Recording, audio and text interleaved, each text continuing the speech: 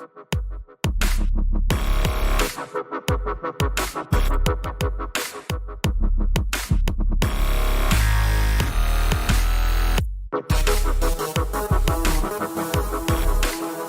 by the sound of violence. If I had the card up, I would go through it.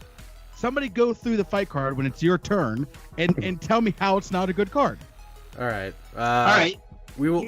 Mike, please, ready. please, Mike, me. Okay, Kyle. There's nothing that gets my dick harder than the first fight on this card. You've got two guys at flyweight. Well, don't start at the first fight. Come on, start at the top.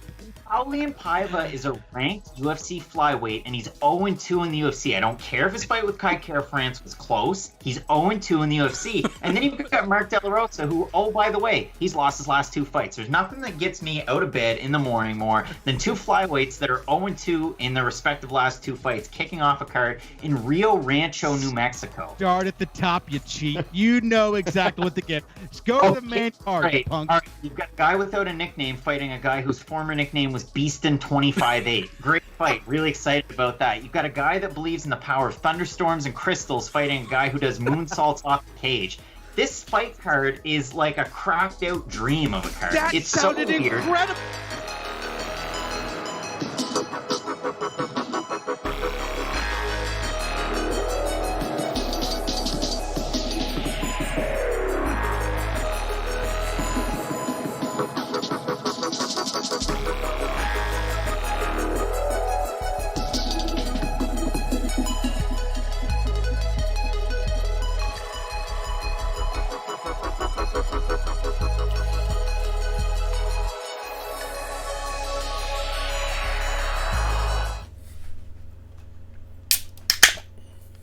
All right, everyone, we're back. Yeah, we are.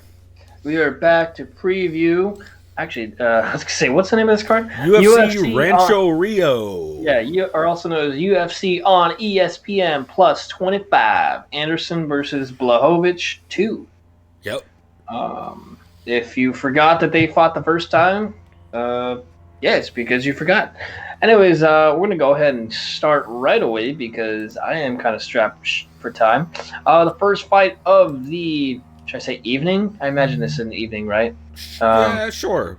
Something like that. Afternoon, whatever. This says flyweight. Is this flyweight or bantamweight? I can't remember. Anyways, flyweight bout. Flyweight. The division's barely hanging on to a thread. Mark De La Rosa, the Mumblebee, going up against Brazilian fighter Julian Paiva. Probably said it wrong. Anyways, last time we saw Mark De La Rosa, he's currently on a 2-fight skid.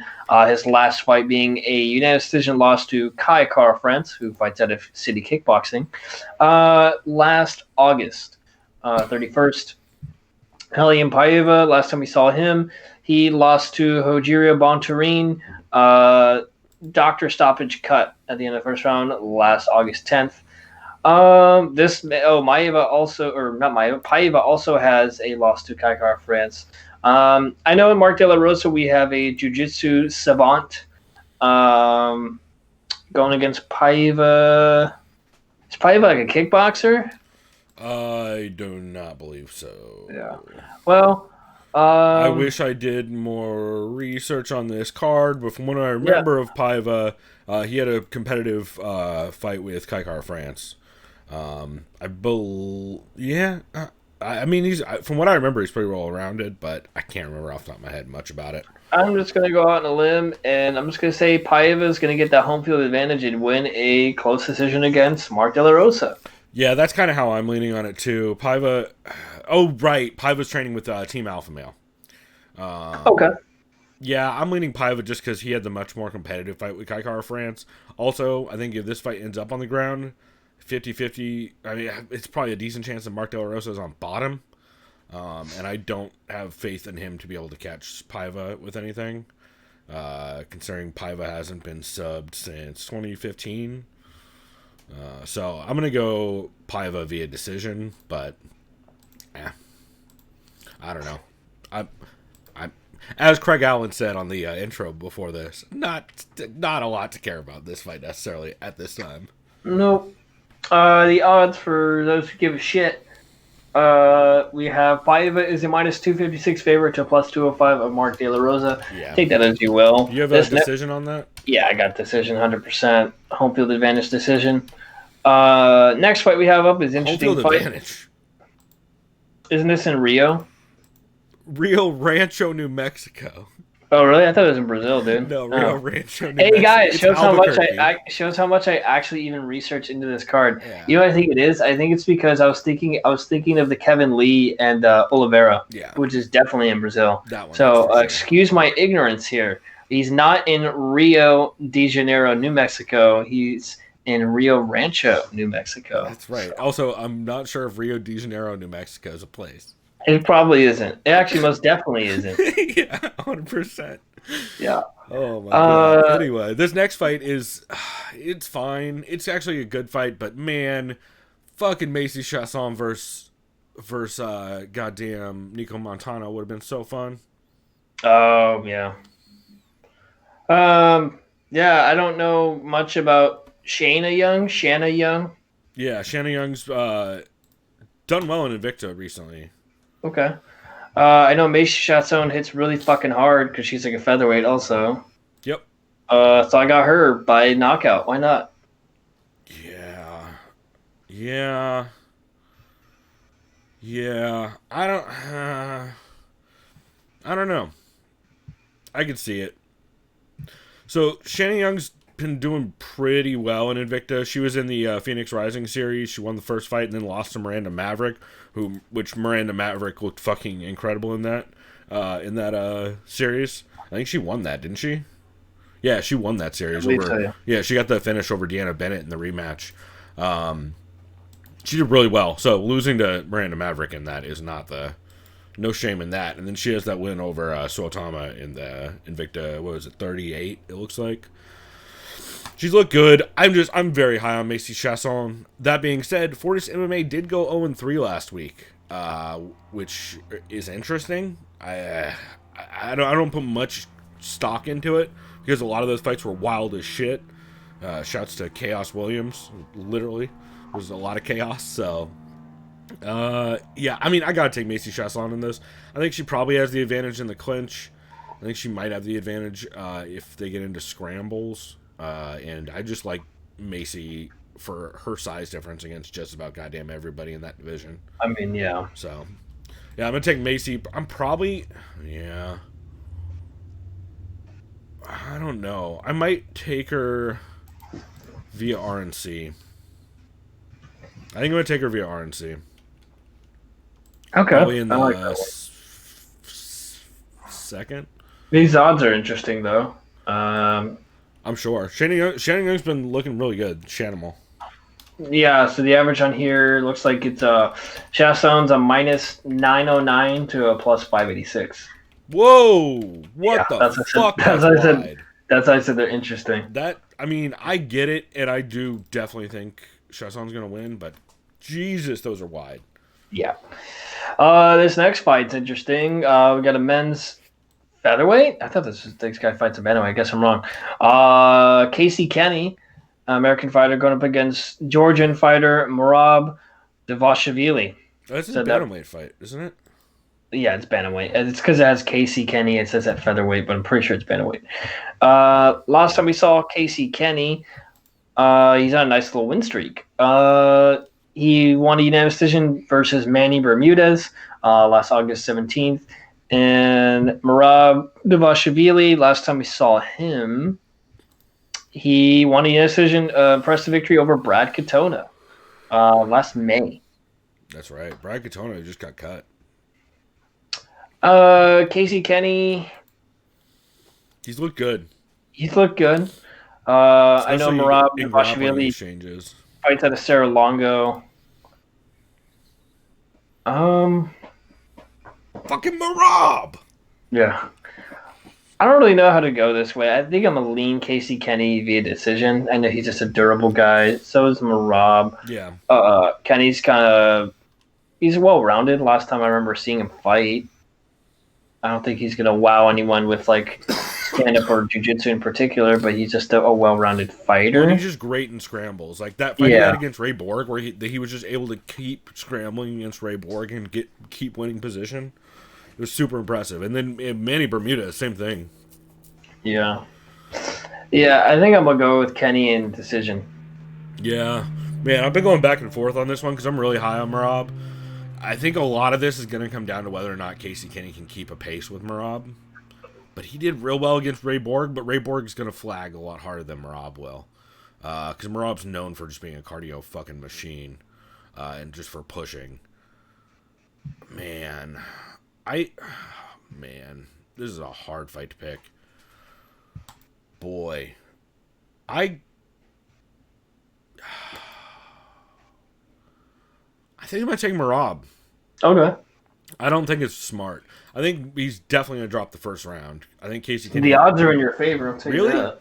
Yeah. I don't... Man, I guess the thing is, I don't know if Casey Kenny's going to be able to keep the pace, and I think he's going to drop the third.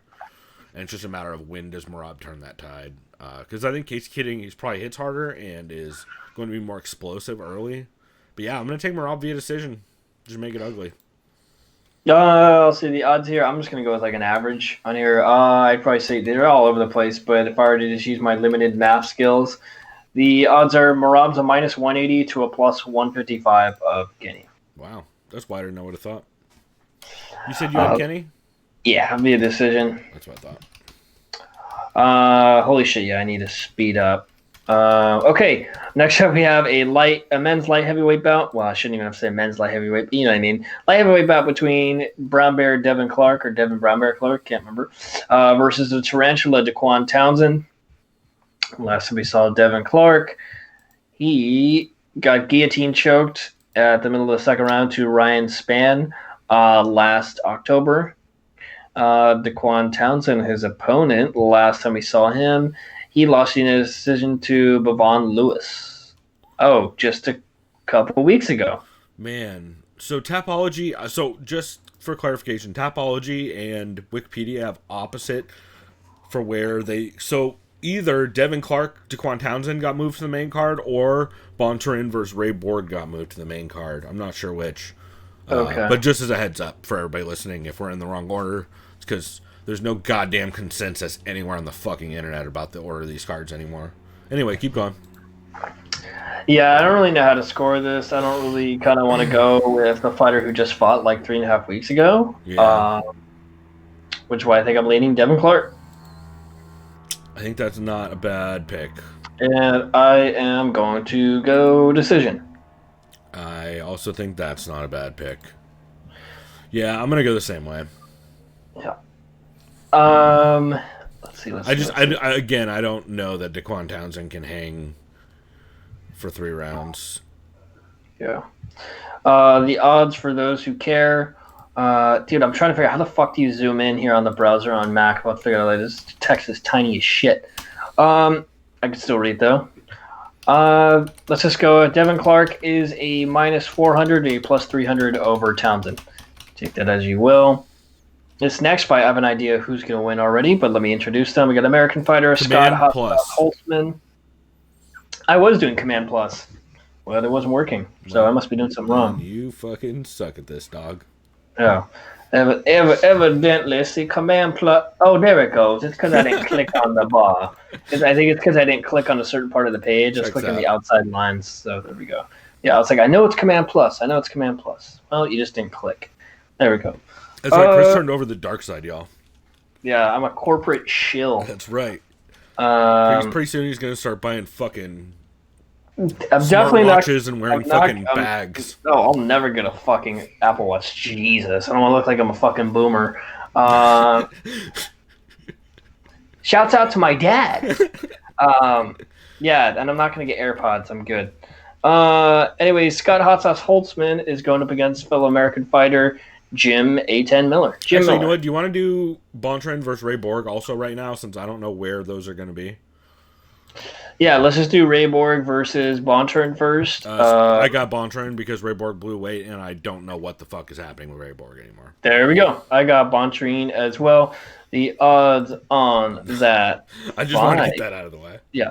Odds on that fight, Ray Borg is a minus 145 to a plus 130. Okay. Yeah, that's fine. I got Bontrain by decision. Yeah. So Scott Holtzman is going up against Jim Miller. Last time I saw him, he defeated Jung Hun Ma. Is that one of the Stun Guns? I know one of them changed their name. That's the Maestro, I believe. Yes, the lightweight Stun Gun. Yep. Or no, not Stun Gun. The lightweight Dung Young. But he changed his name, so now it's Jung Hun Ma. Jim Miller, last time I saw him. Oh, yeah, he guillotine choked Clay Guida in the beginning of the first round. I still am going to go with Scott Hot Sauce Holtzman. He's the younger fighter. Oh, not by a lot, actually. Man, wow. Yeah, I am too, unfortunately. I really like Jim Miller. Actually, they're the same age. I don't know Jim why Miller's, I said he's but he's been fighting way less. Yeah, he's the younger in fighter years. Yeah, Jim Miller has 5 more years of fighting on him. I'm going to have to take Holtzman, unfortunately, probably via TKO, unfortunately. Although, man, I don't know. Jim Miller's been looking really good lately, but, yeah, I'm going to have to go Holtzman. I mean, you know what? I'm going to go decision, though. Jim Miller's tough as shit. I'm going decision as well, and the odds, they're all over the place, but I'm just going to settle on Holtzman at a minus 137 to plus 123 of Jim Miller. Take that as you will. This next fight is interesting. The UFC is I'm excited for promoting this man. I'm excited for him. Brock Weaver. He's a Native American fighter. Oh my god, the order is so different on Wikipedia. Anyway, keep going. I can't recall what tribe he's from. Refresh the page you're on. Refresh typology? Yeah. So I think your order is the old order. Oh, yeah. You know what I did? Yeah. I think they just adjusted it. So we're Dodson I apologize. Wood. So let me backtrack real quick. We're good. We're just at Dodson Wood. Yes. Okay.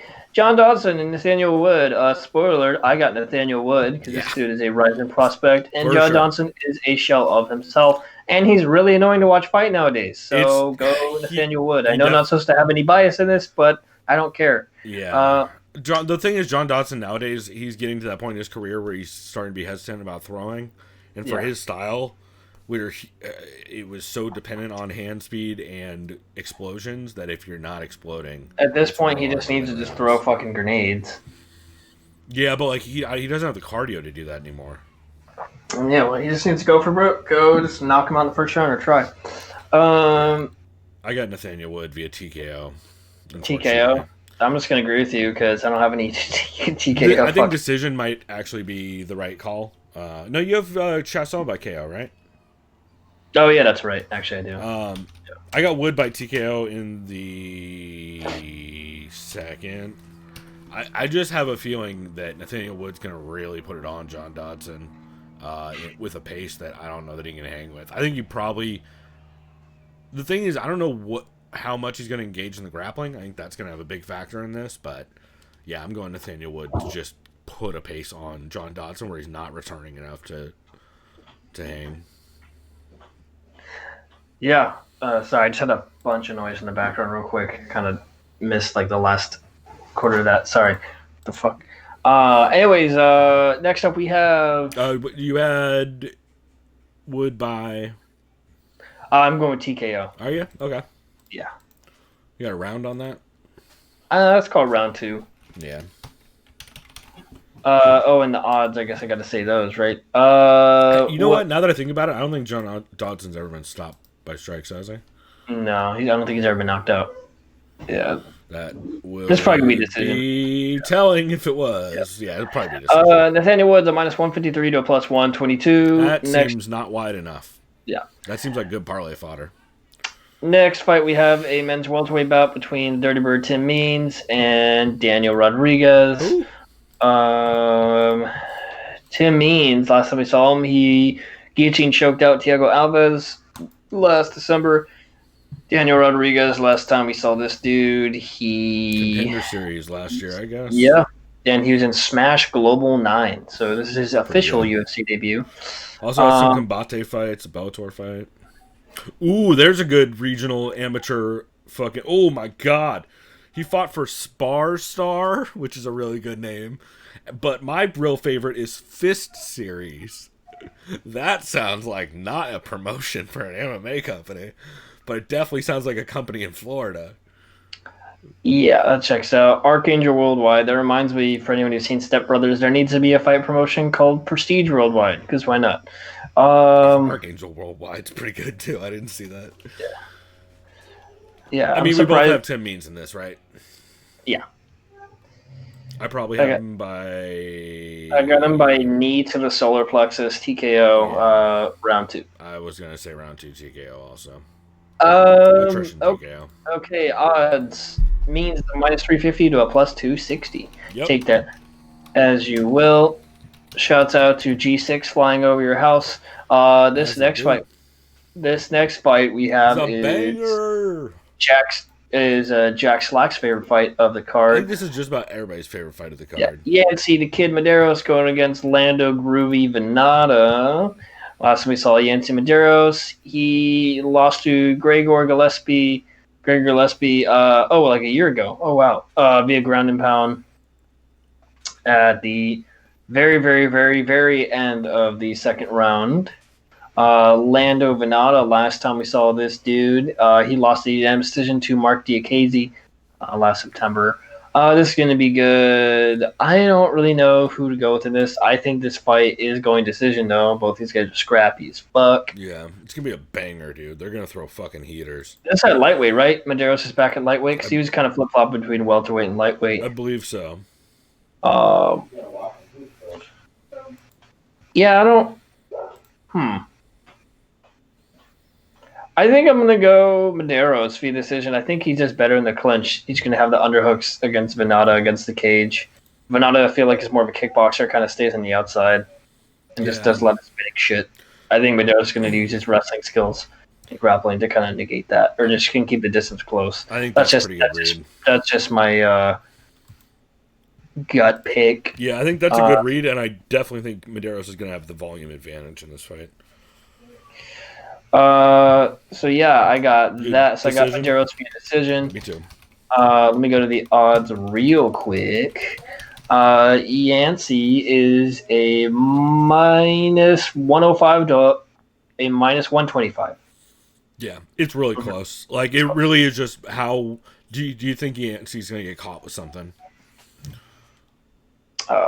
Yeah, I mean, it's we've seen Venata shut the lights out on that one dude. Who was it? McDessie? I remember that. John McDessie, with the wheel kick. That was very, very impressive. He's been in fucking bangers. I mean, that fight with Tony Ferguson was wild as shit. Yeah. And this next fight, very hyped up by the UFC. We have a Native American fighter in Brock Weaver. I apologize, I don't remember the name of your tribe that you're in. I don't remember either. God damn it. I love the ignorant fucking comments on Instagram, though. Just never shocking, right? Like, of the comments was like, because if you saw the weigh-in, he wore his headdress and his war paint, which I think was fucking badass. Yeah. Yeah, I think it's bad. Someone's like, oh, this is fucking Street Fighter now. Like, oh boy. Yeah, it's Street Fighter, dog. It's fucking... He's gonna be doing fucking...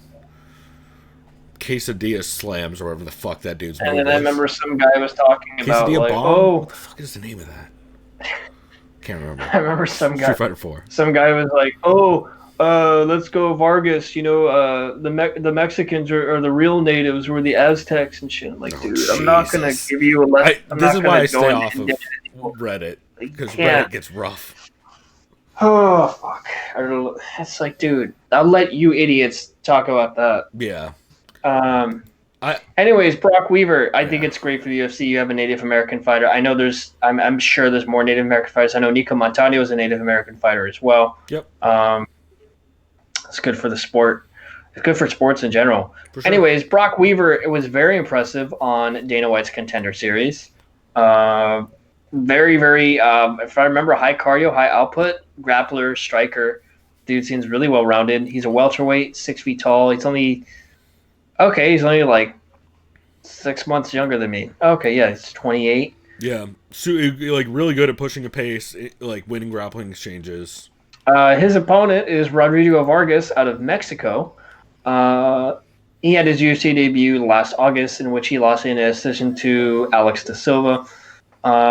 Rodrigo Vargas, I believe, is he a boxer wrestler? Or is he just a kickboxer?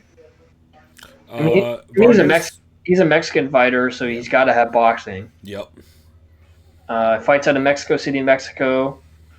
Where does Brock fight out of, though? What gym is he? You know what? I don't know off the top of my head. I know he's fighting out of McIntosh, Alabama. Yeah. I don't know off the top of my head.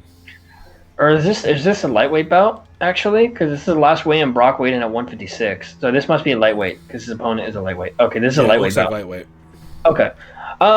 Anyways, yeah, I'll let you handle this, because you were honestly Brock fight on Contender Series. I was Contender Series, and I also saw a handful of his island fights. I like Brock in this. I think he's going to out-grapple him, honestly. Yeah. The only way this fight is, like, worrisome is that Brock Weaver, since I don't think he hasn't debuted yet in the UFC. He was supposed to fight Wright Gifford, and then he had an injury, so he had to pull out, if I remember right. But, I want to say it was a back or a neck injury, too, which is worrisome. I think as long as he uses his wrestling, he completely dominates this fight. I'm a little worried he might come in and try and bang it out, and just like bang it out and then use his wrestling if he absolutely has to, which could be worrisome. But overall, I think he has clearly, I think, is going to have the grappling advantage in this fight, and he normally uses it to just absolutely overwhelm dudes and smash them. So I expect that. Brock Weaver. Probably decision. Unless he's able to just get on top of dude and really start pounding him out, I got him probably taking at least 2 or 3 rounds, if not all 3, but with takedowns and top control and just banging him out. I like the call. I'm just going to agree with you on that one. I was going to pick Weaver either way. No disrespect to Rodrigo Vargas. I'm sure this guy's going to bring it to him as well. As most Mexican fighters do. Always. Let's see the odds. Weaver, if I go to the median here, he's a minus 280 to a plus 220 over Vargas. Take that as you will. This next fight is interesting. It's between American fighter Montana De La Rosa and Italian fighter Mara Romero Barella. Last time we saw Montana De La Rosa, she lost a unanimous decision to Andrea Lee last June. Last time we saw Mara Romero Barella, I believe she lost to, Lauren Murphy, Vietnamese, which was a shocking finish in that it happened in the beginning of the 3rd round. Yep.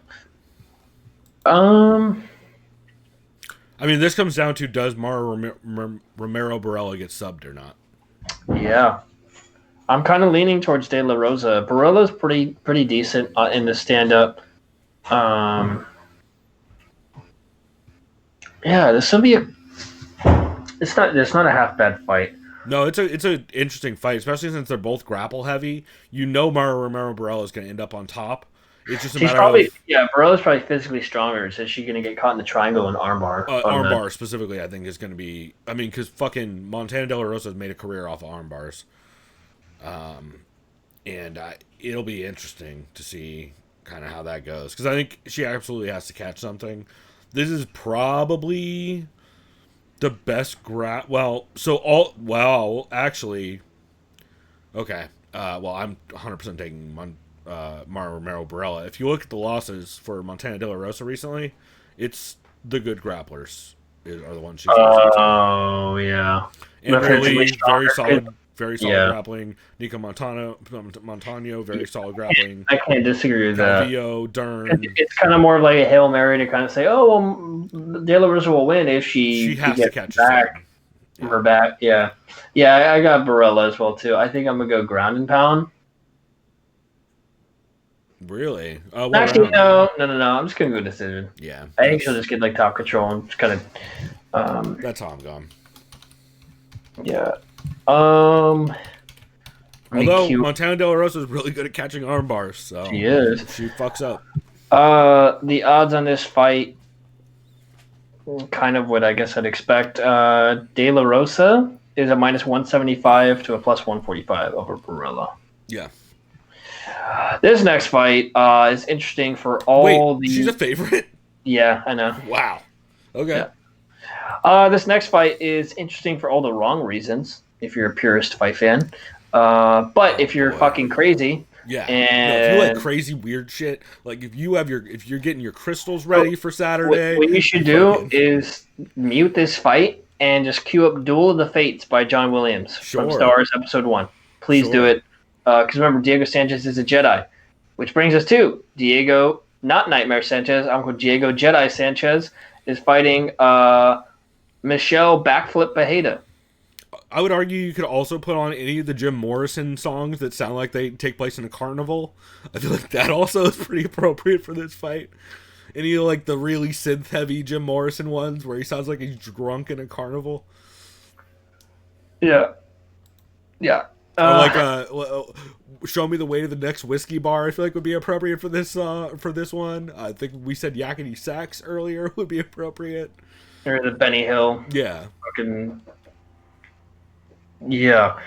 This fight's so fucking weird. Hold on, I'm trying to... Well, okay. It comes down to, does Michelle Pineda like somersault front wheel fucking 720 I have a tornado prediction. kick Diego Sanchez, or does Diego Sanchez just wrestle the fuck out? Last time we saw Diego Sanchez, he did not get subbed by Michael Chiesa, and I still think he's never been subbed, so very impressive. He got dominated by Michael Chiesa for most of the fight, but still has very, very, very good jiu-jitsu defense. Michelle Pajea, last time we saw... Dude, this dude's 26. Looks like he's fucking 36. Okay. I'm not trying to diss this guy. He would murder me, but still. Last time we saw Michelle Pajea, he lost the unanimous decision to Tristan Connolly because he gassed out in a 3-round fight, doing too many little backflips. Yep. Checks out. He gassed out to a fucking lightweight who took the fight on 6 days' notice at welterweight. Yep. Checks out. Regardless of that, and I think Michelle Pajeda is going to win via rolling thunder kick. I am not kidding. Okay. It's going to be hilarious. I like it. I like that call. Yeah. I have a similar call. Guessing first round. Yeah. Let me guess. Obviously not anytime after 4 minutes. Diego going to win by checking his oil? Well, yes. That's probably what's going to happen, but I'm going to take Michelle Pineda by hurricane kick if you're a Street Fighter fan. I feel like it's going to be something along those lines. Just a lot of spinning and legs flying. But yeah, no, 100%. He's going to last 3 minutes. Diego's going to double leg him and just sit on his chest and put his dick on his head for the rest of the fight while he punches him in the body. It's going to be great. If I were to pick Diego, he would win by Jedi mind trick. But I mean, yes, or by breathing exercises. Yeah, no, I'm taking Pineda via first round KO because I am not convinced that Diego can take a punch at all. No. It's gonna be quick. Yeah, and also I can't pick somebody with a fucking corner man that is like the biggest snake oil salesman since fucking Ito Portal. Oh yeah, I remember that weird motherfucker. Oh yeah, everybody likes to forget about that dumb shit, huh? How did Connor ever get mixed up with that? That's hilarious. 100% the same reason why he only hangs out with Yes Men, allegedly. Yeah, it's actually kind of insane that you think about it. I feel like Connor's success is just based on his own drive to win. Like I feel like, and really, really good managing of matchmaking. Yeah. Which is sad because Connor's still legitimately one of the best lightweights. I really do believe that. Absolutely, but for sure he should have fought Frankie Edgar before he fought Jose Aldo. Yeah. Or after. That's just the irony of Conor. He's legitimately a top talent in the world, but he also like I don't know how to describe it. He's just very good, but like also a top Irish sports star to be accused of rape in the world, arguably. I can't think of one with. You still always have to mention that, huh? Well, I mean, it's still up in the air. No one's addressed it. So I feel like if I don't address it, we're just not addressing let's it. just let other people address it for now. I just like to focus on the fights. Yes, shouts to you, but yes, I like to focus on the fights. That's what we're doing right now, not alleged rapists. Well, you're the one that brought him up. Well, you brought up the other shit, so good on you. Anyways, the odds of the Duel of the Fates fight. Show up Aheda, Mr. Backflipper Flipper, is a minus 165 to a plus 135 over the Jedi. And this brings us to the main event of the evening, which is a rematch, which a lot of people probably don't realize. Corey Overtime Anderson is 13-4, rematching Geralt of Rivia, also known as BJ Blachowicz from Wolfenstein, also known as Jan Blachowicz. That's right. Or as Craig Allen described them on the intro or on the break clip that you guys heard, a guy with no nickname fighting a guy whose nickname used to be Beastin 25-8. That's right. That's right. It's great. Wait, I know these guys fought, but I don't see what the hell. It was way back. Oh, here it is. I was like, where the fuck is it? Okay. I know Corey Anderson won the first fight. Yeah. So I would don't put any stock into their first fight. It's been like fucking 4.5 years. I mean, you can, but it was just Corey Anderson basically grappling the fuck out of Blachowicz, right? Oh, yes, absolutely. Yeah. It was. And Blachowicz gassing early, like he used to do. I expect that to be like this similarly, but this time I think Blachowicz is going to start cracking Corey Anderson with that really quick jab he has. And it's a good read, man. He's gotten really good at pace. He's gotten much better pacing himself and sticking at range behind the jab. I don't think anyone's getting finished in this. I think it's going to be a 5-round war. It's not going to. I don't know. I think there'll be some exciting parts to it. I think this will be a really good fucking fight because both these guys really want that title shot. They're going to be hungry. Because knowing the light heavyweight division and immediate rematches never happening immediately, the winner of this fight will get John Jones. John Jones apparently is going to be there. I mean, it is in New Mexico. Sorry, Dominic Reyes, even though you absolutely deserve that rematch, you're not getting it. Who do you think? So you have Anderson or you have Blachowicz? I think Blachowicz is going to win this one this time. So you have them giving the title shot to Blachowicz? Yeah. Wow. I don't see. I think if Anderson wins, they 100% give him the title shot. Yeah. I think if Blachowicz wins, it's kind of up in the air. Yeah, that's a good point.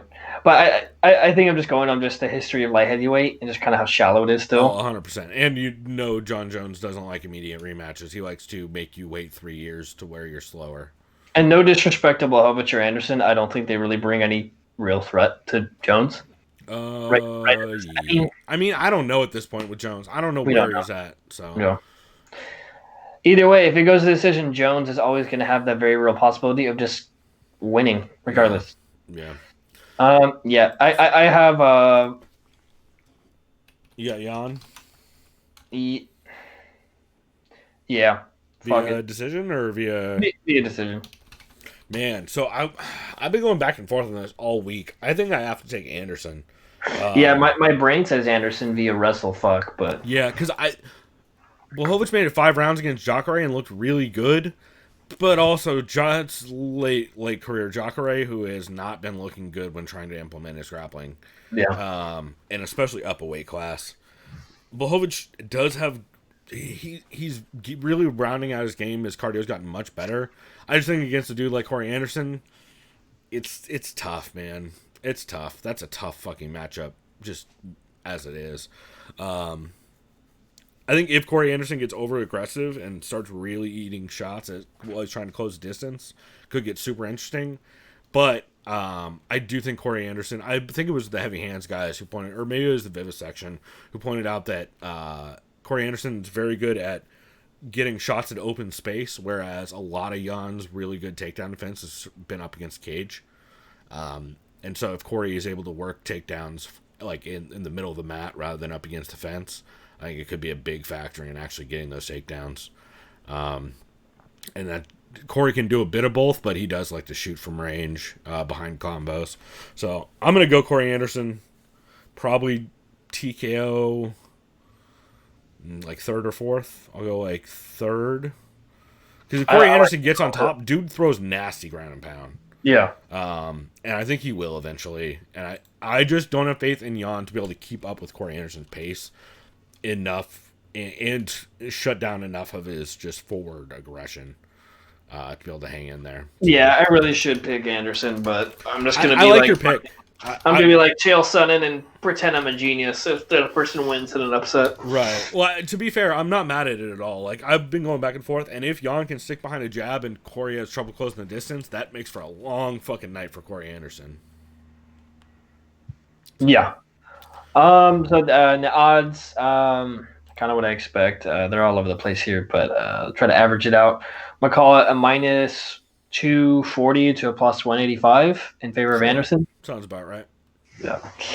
So that's the fight card, everyone. I have no idea what time it's on today. I believe prelims start at 2 p.m., I want to say. So 2 p.m. Pacific? Yeah, 3 hours from now, something like that. Okay. All right, everyone. That is it for me. I got to get ready for work right now. Cool. So I am fucking out of here. But well, on that note, everybody, we are out of here. You guys can always find us soundofviolence.com. You can hit us up on Twitter, TSOVpod. We always appreciate any podcast recommendations. Hell, if you have a podcast that you think we would like the episode of, fucking tweet it to us. We'll definitely listen to it. Oh, yeah. So do that. And in the meantime, if you subscribe on YouTube, that helps us out. You guys can see when we're live. And, yeah, we appreciate y'all listening.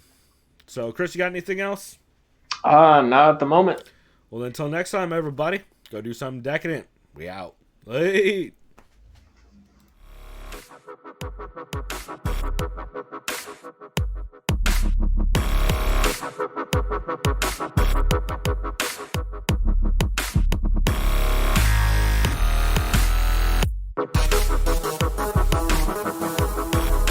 Liked by the sound of violence.